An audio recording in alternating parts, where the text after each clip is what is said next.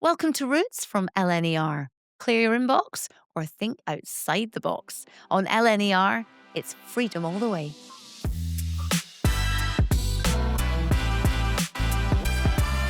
Welcome to The Quiet Coach on Roots from LNER. I'm Jenni Falconer, and on this episode, we are diving quietly into the travel mind of chef and TV presenter James Martin. Does that scare you that I'm going to dive into your travel mind? Well, I might be in front of them or behind them if they're listening to this on the train, to be honest with you, because that's my favourite part of the train. Yeah. Okay, the quiet part, quiet zone. What's the worst when someone comes in and just starts chatting on a phone on loudspeaker? It's usually, it's the phone thing that I don't get.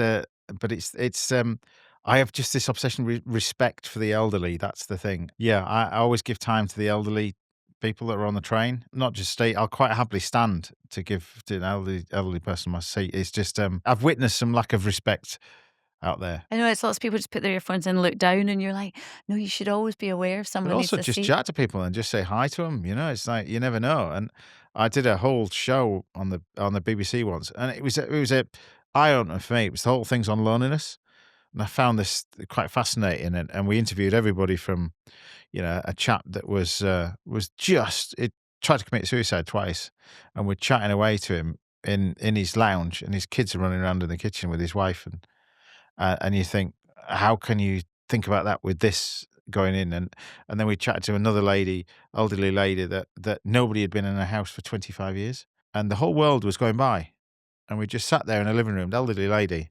I just burst into tears. So it must, just make time for people, just Yeah. every now and then. It's not hard. Yeah, 5 all it is. minutes of your day. That's all. It's just say hi to everybody, which is a bit weird because that's a normal thing in Yorkshire, isn't it? We go and say hi to everybody. You go down to London, they think you're going to mug you.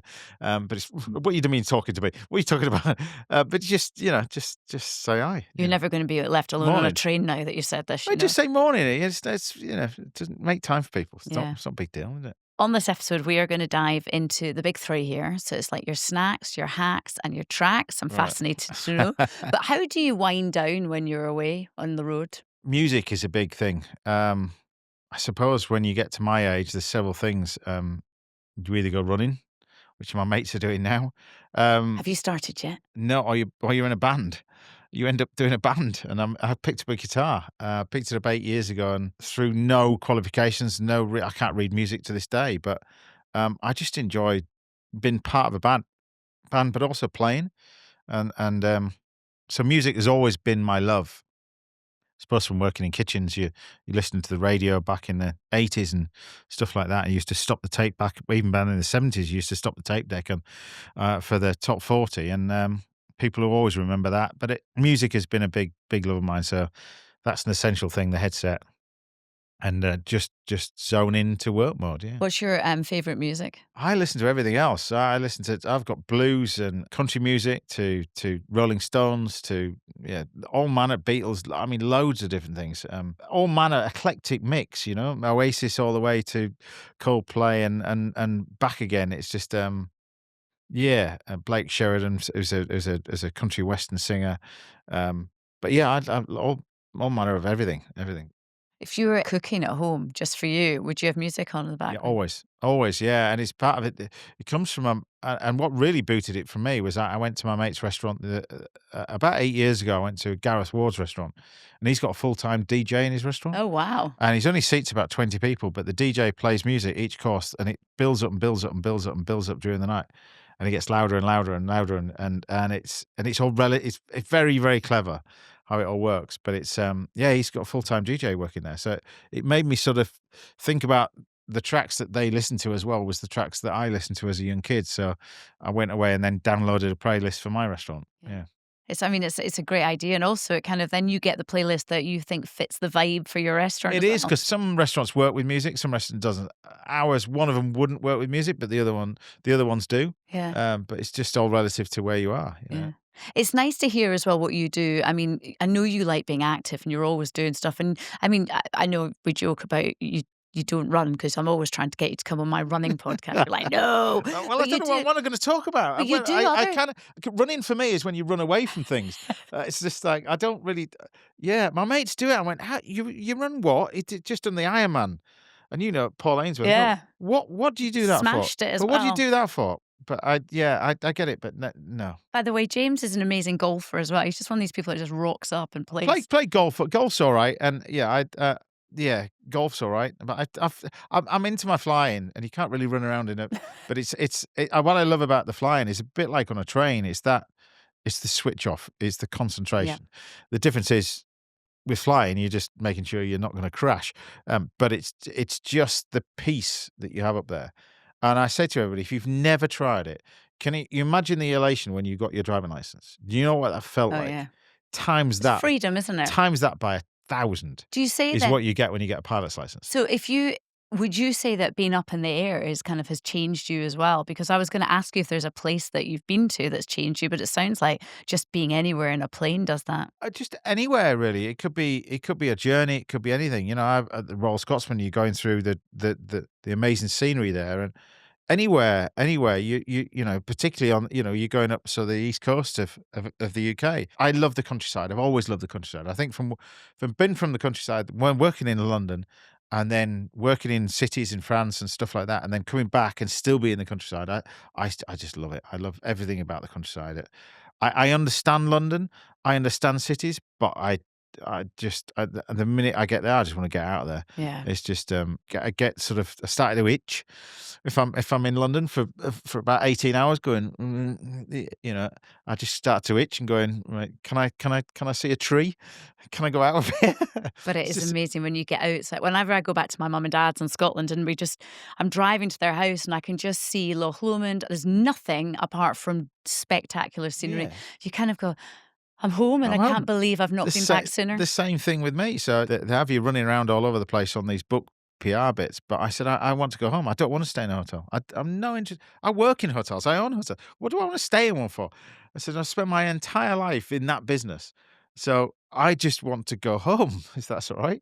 And so I just go home. Home is a very, very special place for me because it's where I was brought up, and I value the four walls, and particularly when you're working like what you're working in restaurants, you're all over the place. You should value that even more, and spend time there, and just embrace it. In the other episode, you said that chefs have a terrible kind of like diet. They don't look after themselves when I'm they're. looking this thing in front of me. You got butter crumble biscuits and crisp. That's our lunch as a chef. Well, that's what I was going to ask. So, I mean, these are all we're sitting in front of us, by the way. We've got all the snacks that you would get on an LNER train Jenny, I journey. couldn't do a What would podcast you, with you about running. This is just definitely not going to work. what would you eat on a train? What would be your travel snacks? You really want to know? Yeah. It's what I had for breakfast this morning. I had a Okay. Red Bull and Mars bar. Did you? I mean, you're living the dream, aren't you? That's what I had. And I look forward to it. That's what I had.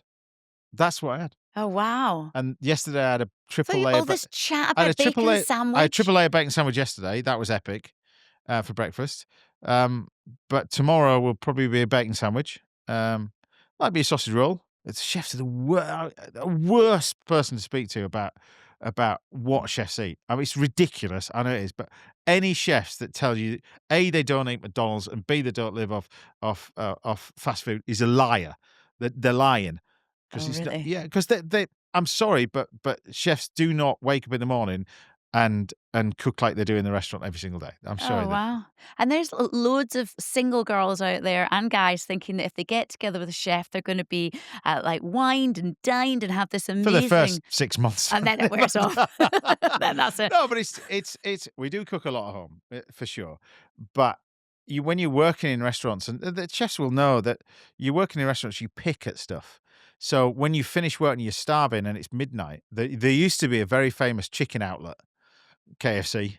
That was open in London, a particular area in Notting Hill, and the reason why that was open to 1 o'clock in the morning, that it was full of chefs and ladies of the night, and it was every Friday, Saturday night. I used to finish work, not go for. I went for the reason one, and you used to have a bargain bucket, and you'd be sat there, and you could tell all the other chefs because they'd all have black eyes, all dark eyes, they look like some Amazonian creature, and we'd all smell of the same thing. And chefs will know this. It's difficult to say. I can't believe I'm saying it, but there's a thing called chef's crack. Well, that's another podcast. But you smell a sort of a Johnson's talcum powder Okay. mixed with the chefy smell, and with like a stale apron. that's usually in a carrier bag. Chefs will know about this sort of thing. Okay. But you're usually sat in the same fast food joint eating the same thing. And it's yeah, and that was open. I know it was open because it was full of chefs Oh, wow. back in the day, back in the 80s. I Yeah. love that there's a smell. There's a When particular smell. when I worked as a waitress in the Brewers Fair, Yeah. I always smelt of mustard because it always spilt down my front when I was trying to. I No, just it's more remember. not Oh, mustard, more musty sort of smell.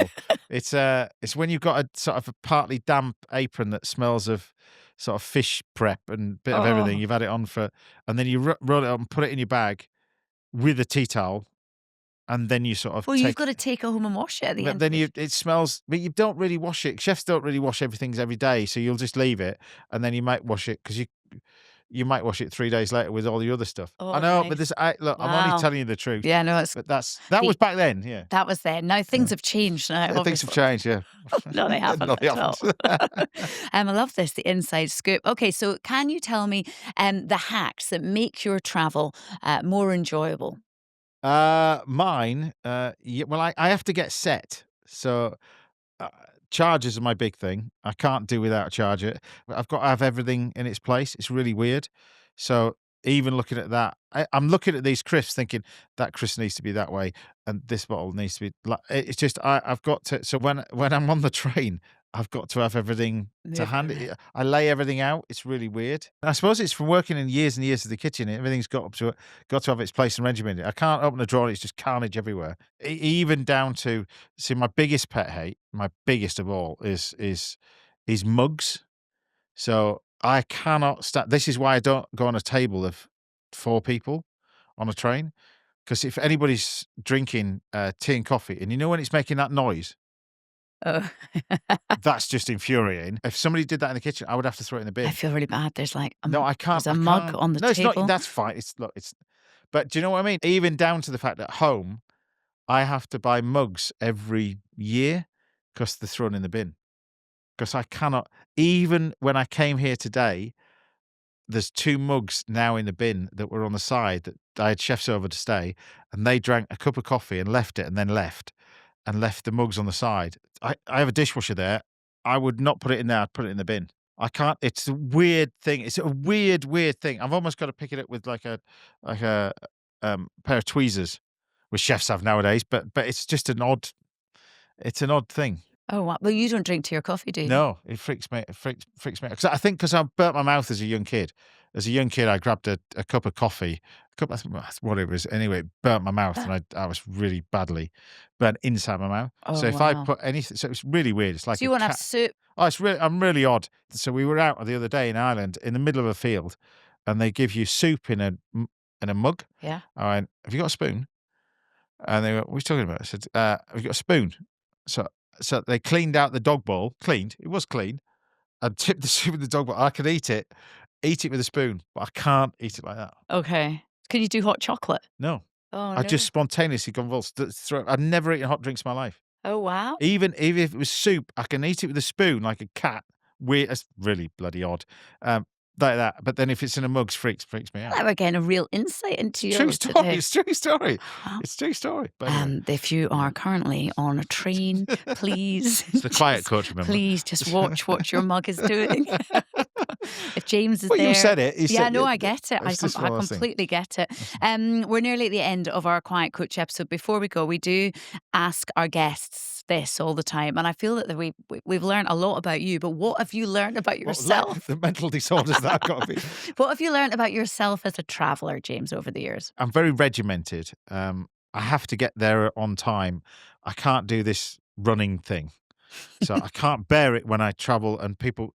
So we went on a flight once, and it was a flight that you don't actually get a seat. You know those flights, and people were running past me, and I turned around to everybody. I said, "Why is everybody running? They're running to get on the plane.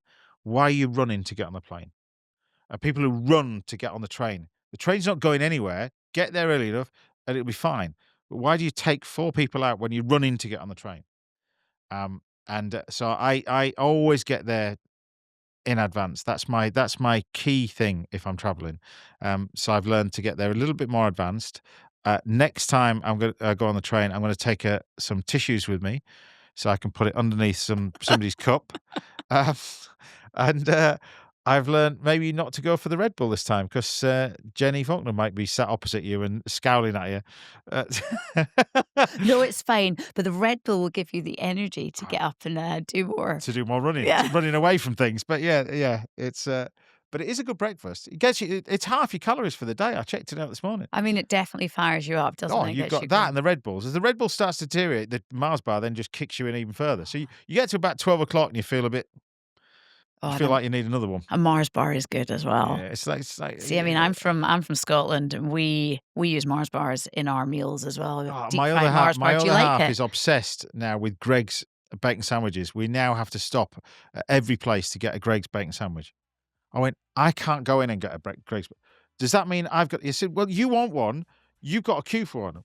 If I queue for one, I'm going to get a picture taken. Next minute, it's going to be in the Daily Mail. James Martin's queuing up for a Greg's bacon sandwich. She's obsessed with them. So much so that we had to have a taste test the other day between a Pret bacon sandwich, bacon sandwiches from 4 different. Well, which one won? We only. I said Pret one because it was properly buttered and it was well. But Greg's is hers because the bacon was a little bit sweaty. That Okay. one. She likes sweaty bacon, but anyway, she does make the best bacon sandwiches in the world. But she does the taste tester, and so Greg's it is. There you go. All right. Well, when you're in Scotland, we'll have to get you to go and do the deep fried Mars bar test. I've been there, seen it, done it. The pizza pushed me a little bit too far, left me scarred so for life. grim, isn't it? Yes. So just deep fried pizza. Oh dear. James, it's been a joy. Thank you so much. It's Thank a pleasure. you for joining me on the Quiet Coach with Can LNER. I just move this bag of crisps? Yeah, please do. There you go. That's better. James's new cookbook, James Martin's Saturday Mornings, is out now. And if you like what you heard today, why not rate and review it wherever you get your podcasts, and also make sure you follow us. We'll see you next time on Roots. Backseat the window seat. Reserve your spot with our seat selector. Visit lner.co.uk/reserve a seat. Roots from LNER is a Distorted production.